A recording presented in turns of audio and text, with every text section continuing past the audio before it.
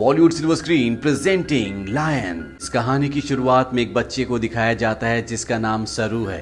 सरू अपने बड़े भाई गुड्डू के साथ ट्रेन में कोयला चोरी कर रहा होता है। दरअसल ये लोग बहुत गरीब हैं, इन्हें अपनी गुजर बसर के लिए चोरी करनी पड़ती है। ये दोनों ट्रेन से बहुत सारा कोयला चोरी करते हैं और उस कोयले को एक दुकान में बेचने के लिए जाते हैं।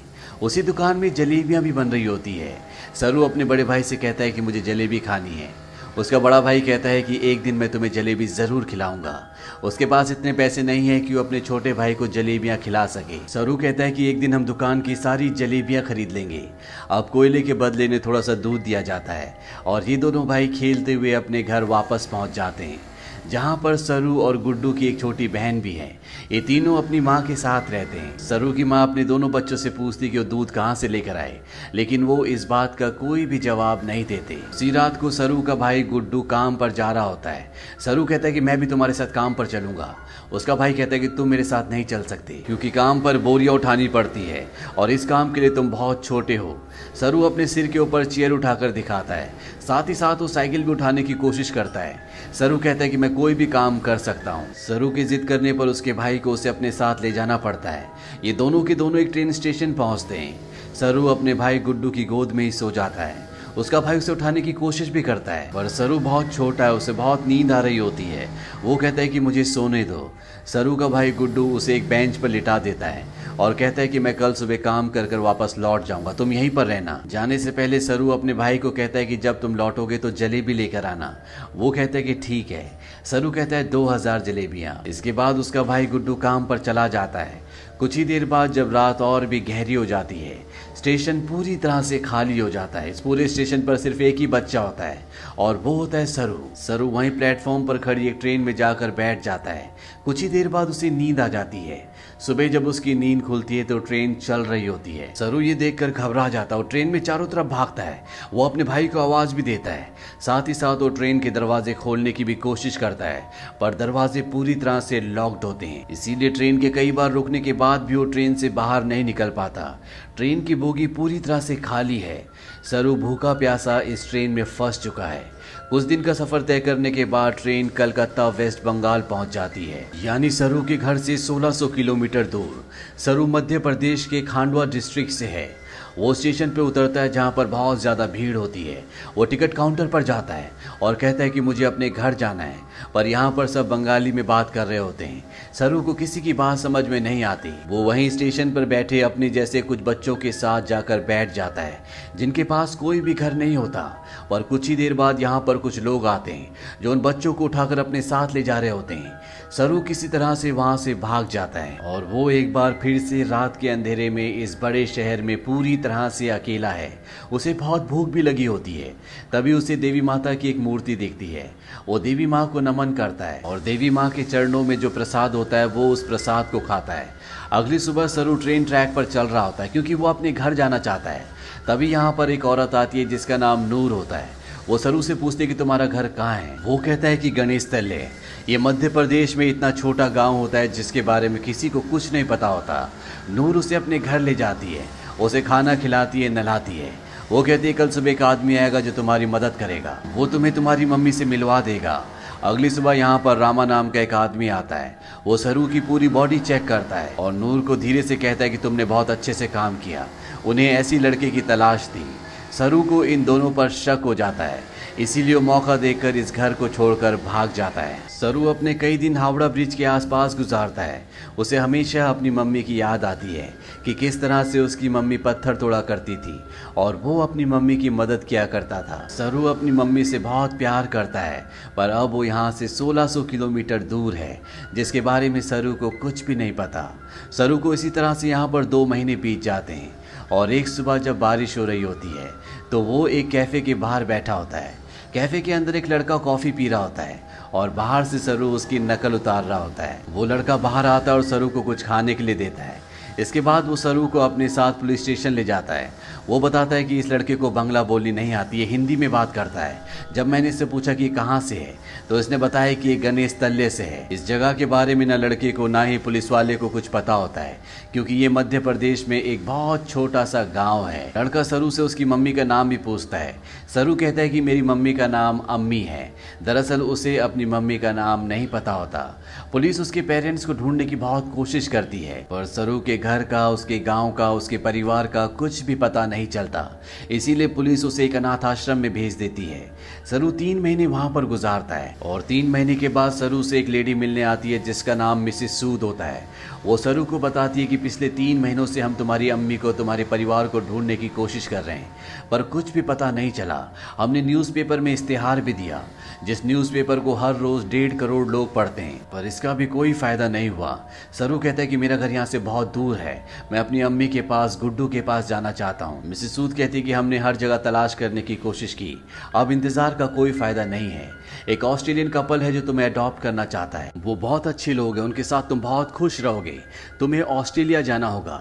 इसके बाद मिसेस सूद सरू को अपने साथ अपने घर ले आती है, जहाँ पर कुछ और बच्चे भी होते हैं। मिसेस सूद सबको इंग्लिश के वर्ड, टेबल मैनर से सब कुछ सिखाती हैं और अब सरू को ऑस्ट्रेलिया भेज दिया जाता है, जहां पर मिस्टर जॉन और उनकी वाइफ सू, जिन्होंने सरू को अडॉप्ट किया होता है, उसे देखकर वो बहुत खुश होते हैं। सरू को ये अपने घर ले आते हैं। छोटे से मिट्टी के घर में रहने वाला सरू जब इस घर को देखता है तो पूरी तरह से हैरान होता है। साथ ही साथ वो बहुत गुमसुम भी होता है, क्योंकि ये देश, यहाँ की हवा, मिट्टी सब सरू के लिए पूरी तरह से नए हैं। सरू की मॉम, जिसका नाम सू है, जिसने सरू को अडॉप्ट किया है, वो सरू से इंग्लिश में कहती है कि मुझे पता है कि तुम्हारा सफ़र इतना आसान नहीं था, तुम मुझे इस वक्त कुछ नहीं बता सकते, पर एक दिन तुम मुझे सब कुछ बताओगे। सरू धीरे धीरे इनकी भाषा, इनका रहन सहन सीखना शुरू कर देता है। बहुत जल्द वो इन सब के साथ कंफर्टेबल हो जाता है। मिस्टर जॉन और उनकी वाइफ सू सरू से अपने बेटे की तरह प्यार करती है। वो उसकी ज़िंदगी में किसी तरह की कोई कमी नहीं होने देते। 1 साल बाद ये एक और बच्चे को अडॉप्ट करते हैं, जो इनके साथ एडजस्ट नहीं हो पाता। वो अपने आप को नुकसान पहुंचाना शुरू कर देता है, पर मिस्टर जॉन और उनकी वाइफ इस बच्चे को कंट्रोल करने की, समझाने की कोशिश करते हैं, क्योंकि वो इसकी मदद करना चाहते हैं। उसी रात को मिसेस सू रो रही होती है। सरू उनके पास जाता है, उनके आंसू पोंछता है और उनके गले से लग जाता है, यानी कि अब उसने पूरी तरह से उन्हें अपनी मॉम मान लिया है। धीरे धीरे वक्त बीतता और 20 साल बीत जाते हैं। सरू अब बड़ा हो चुका है। मिस्टर जॉन और उनकी वाइफ, जो सरू के मॉम डैड है, उनको सरू पर गर्व होता है। वो होटल मैनेजमेंट की पढ़ाई करने के लिए मेलबॉर्न जा रहा होता है। वो अपने उस भाई से भी मिलता है जिसे मिस्टर और मिसेस जॉन ने सरू के बाद अडॉप्ट किया था, लेकिन ये दोनों एक दूसरे को पसंद नहीं करते। सरू अब होटल मैनेजमेंट की इंट्रोडक्टरी क्लास में पहुंच जाता है, जहां पर सब अपने बारे में बताते हैं। सरू कहता है कि वो अपना होटल खोलना चाहता है, साथ ही वो ये भी बताता है कि वो इंडिया में कैलकाटा से है। इसके बाद यहाँ पर जितने भी स्टूडेंट्स होते हैं वो सब के सब हाउस पार्टी रखते हैं, जहाँ पर सरू भी जाता है। यहाँ बहुत सारे इंडियन स्टूडेंट्स भी होते हैं, इसीलिए यहाँ पर खाने में बहुत सारा इंडियन फूड होता है। और सरू जब वहाँ पर जलेबियाँ देखता है तो उसे बचपन का वो लम्हा याद आ जाता है, जब उसने अपने भाई गुड्डू से जलेबी खाने के लिए कहा था और जवाब में उसके भाई गुड्डू ने कहा था कि वो उसे जलेबी जरूर खिलाएगा। सरू ने कहा था कि एक दिन वो सारी जलेबी खरीद लेंगे। सरू को जब ये लम्हा याद आता है तो उसकी आंखों में आंसू आ जाते हैं और वो अपने दोस्तों को बताता है कि वो कैलकाटा से नहीं है, वो किसी और जगह से है। बचपन में वो खो गया था, वो एक ट्रेन में बैठ गया था और जब ट्रेन रुकी तो वो कैलकाटा पहुंच गया था। यहाँ पर एक लड़का उससे पूछता है कि वो ट्रेन में कितने दिन तक था। सरू कहता है 2-3 दिन तक। वो लड़का उसके गांव का नाम पूछता है। सरू कहता है गणेश तले, लेकिन सरू को अब ये भी नहीं पता कि वो अपने गांव का नाम अच्छे से प्रोनाउंस कर पा रहा है कि नहीं, क्योंकि उसे हिंदी बोलनी नहीं आती, वो अब सिर्फ इंग्लिश बोल सकता है। यहाँ पर एक लड़का उससे कहता है कि कैलकाटा के हावड़ा ब्रिज से, जहाँ पर तुम बचपन में पहुंचे थे, अगर वहां से हम टाइम और ट्रेन की स्पीड को कैलकुलेट करें और वापस जाएं तो हम तुम्हारे गांव के आसपास के रेडियस में पहुंच सकते हैं। यहाँ पर एक लड़की उसे गूगल अर्थ के बारे में बताती है। वो कहती है गूगल अर्थ के सहारे तुम दुनिया की किसी भी जगह को ढूंढ सकते हो, पर सरू इस बारे में और ज्यादा बात करने से मना कर देता है। इसके बाद ये पार्टी से निकल जाते हैं। सरू के साथ एक लड़की भी होती है जिसका नाम लूसी होता है। ये दोनों एक दूसरे की तरफ अट्रैक्टेड होते हैं, इसीलिए रात को ये दोनों एक दूसरे के फिजिकली बहुत क्लोज हो जाते हैं। अगली सुबह जब सरू उठता है तो उसे अपने पेरेंट्स की, अपने घर की, अपने गाँव की याद आती है। उसे एहसास होता है कि उसके खो जाने के बाद उसकी मॉम, भाई बहन उसके लिए कितना परेशान हुए होंगे, इसीलिए वो गूगल अर्थ एप्लीकेशन के जरिए, साथ ही साथ स्टेशन से अपने घर की जो दूरी होती है उसकी कैलकुलेशन करके हर तरह से अपने गांव गणेश तले को ढूंढने की कोशिश करता है, पर उसकी सारी कोशिश पूरी तरह से बेकार हो जाती है। धीरे धीरे वक्त बीतता और 3 साल बीत जाते हैं। लूसी का और सरू का रिश्ता अब और भी गहरा हो चुका है। ये दोनों एक दूसरे से बहुत प्यार करते हैं, पर सरू आज भी अपने परिवार के लिए परेशान है। उसे कई बार अपने भाई की छवि दिखती है। उसे एहसास होता है कि उसका भाई उसे कह रहा है कि उसे घर चले जाना चाहिए। सरू अपने परिवार की यादों में उन्हें ढूंढने में इतना खोया होता है कि धीरे धीरे वो लूसी से अलग हो जाता है। वो लूसी से कहता है कि तुम मुझसे बेहतर इंसान डिजर्व करती हो। लूसी और सरू अलग हो जाते हैं। कई महीनों के बाद लूसी को सरू जब एक दिन एस्केलेटर पर देखता है तो वो उससे बात करता है। वो लूसी से कहता है कि वो उसे बहुत मिस करता है। इसके बाद एक बार फिर से दोनों एक दूसरे के बहुत क्लोज आ जाते हैं। लूसी सरू से कहती है कि तुम्हें अपनी मॉम के पास जाना चाहिए, उन्हें तुम्हारी जरूरत है। सरू अपनी मॉम के पास जाता है जिनकी तबीयत खराब होती है। सरू को आज तक ये लगता था कि उसकी मॉम ने उसे इसलिए अडॉप्ट किया क्योंकि वो कभी माँ नहीं बन सकती, पर सू सरू को बताती है कि मैं माँ बन सकती थी, पर मैंने और तुम्हारे डैड जॉन ने डिसाइड किया था कि हम 2 बच्चों को अडॉप्ट करेंगे, क्योंकि इस दुनिया में बहुत सारे ऐसे बच्चे हैं जिन्हें माँ बाप की, परिवार की जरूरत है। वो सरू को अपने बचपन का एक एक्सपीरियंस भी बताती है। वो कहती है कि मेरे डैड बहुत ज्यादा अल्कोहल पीते थे, वो एक अच्छे इंसान नहीं थे। मैं हमेशा डरी डरी रहती थी, और एक दिन जब मैं अपने घर के पीछे गई तो मैं चाहती थी कि धरती मुझे निगल ले। तभी मुझे खेत की दूसरी तरफ एक बच्चा दिखा जिसकी ब्राउन स्किन थी, और अगले पल वो बच्चा मेरी साइड में खड़ा था। उस पल मुझे एहसास हो गया कि अब मेरी जिंदगी में सब कुछ ठीक होगा। फिर तुम और तुम्हारा भाई मेरी जिंदगी में आए, लेकिन अब तुम मुझसे बात नहीं करते, मुझे तुम्हारी जरूरत है। सरू को यहाँ पे एहसास होता है कि उसे अपनी मॉम का साथ देना चाहिए, और साथ ही वो अपनी बायोलॉजिकल मदर को भी ढूंढना चाहता, अपने भाई को ढूंढना चाहता है।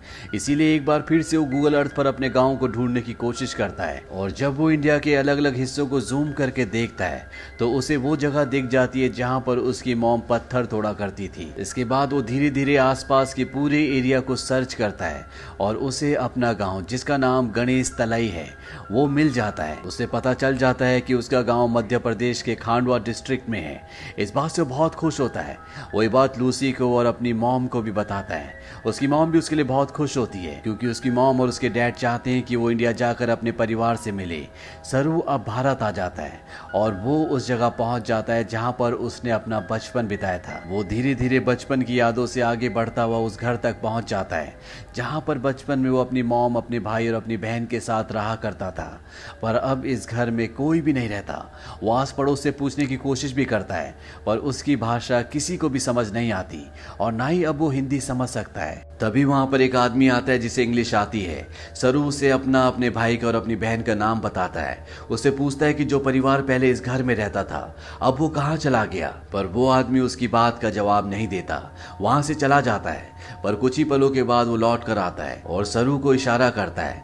सरू जब उस तरफ जाता है तो वो देखता है कि सामने से एक बूढ़ी औरत आ रही होती है, और ये औरत और कोई नहीं बल्कि वो होती है जिसकी गोद में सरू ने अपना बचपन बिताया था। ये उसकी बायोलॉजिकल मॉम होती है। वो उनके गले लगकर बहुत रोता है। सरू की मॉम आज तक इस गांव को छोड़कर इसीलिए नहीं गई थी क्योंकि उसे यकीन था कि एक दिन उसका बेटा लौटकर जरूर आएगा। सरू की बहन भी यहाँ पर होती है।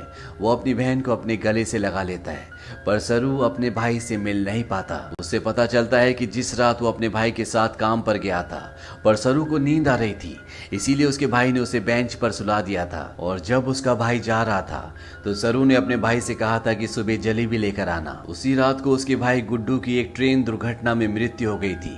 यानी कि एक माँ ने एक ही रात में अपने दोनों बेटों को खो दिया था, पर उसकी उम्मीद, ईश्वर पर उसकी आस्था थी, जो इतने सालों तक वो अपने छोटे बेटे सरू का इंतजार करती रही। और आज 25 सालों के बाद उसका बेटा वापस लौट आया। सरू इसके बाद ऑस्ट्रेलिया में अपने मॉम और डैड को कॉल करता है। वो उन्हें बताता है कि मुझे मेरा परिवार मिल गया, पर इससे कुछ भी नहीं बदलता। आज भी आप मेरे लिए वही हो जो पहले थे, आप मेरे मॉम डैड हो। इसके बाद सरू उन सभी जगहों पर जाता है जहां पर वो अपने भाई के साथ खेला करता था, और इन जगहों पर जाकर उसे अपने बचपन की याद आ जाती है जब वो इन्हीं रास्तों पर अपने भाई के साथ चला करता था। सरू को यहाँ पर एक और बात पता चलती है कि उसका नाम सरू नहीं बल्कि शेरू है, जिसका मतलब होता है लायन। अंत में हमें कुछ रियल फुटेज दिखाई जाती है जिसमें सरू के वो माँ बाप जिन्होंने उसे अडॉप्ट किया था वो इंडिया आते हैं। इंडिया में सरू की जो असली बायोलॉजिकल मॉम होती है वो उन्हें अपने गले से लगा लेती है। तो ये थी सच्ची कहानी सरू की। ऑफिशियल रिपोर्ट्स के मुताबिक पता चलता है कि भारत से हर साल 80,000 बच्चे गायब होते हैं, लेकिन उसमें से 1% भी बच्चे ऐसे नहीं हैं जिनकी किस्मत सरू की तरह हो। इसीलिए इस पूरी कहानी, इस पूरी फिल्म के जो हीरो हैं वो और कोई नहीं बल्कि मिस्टर जॉन और उनकी वाइफ सू है, जो अपने बच्चे पैदा कर सकते थे पर उन्होंने फैसला किया कि वो अपने बच्चे पैदा ना करके उन बच्चों को अडॉप्ट करेंगे जिनके पास घर नहीं है, ताकि उन्हें एक अच्छा घर मिल सके। अगर इस दुनिया में हर एक इंसान की सोच इसी तरह से हो जाए तो ये दुनिया स्वर्ग बन जाए। तो ये थी पूरी कहानी फिल्म लॉयन की। ये फिल्म सन 2016 में रिलीज हुई थी। IMDb पर इसकी रेटिंग है 8। इस फिल्म का बजट था $12 मिलियन और बॉक्स ऑफिस पर इसने कमाई की थी $141 मिलियन की। उम्मीद करते हैं कि ये कहानी आपको पसंद आई होगी।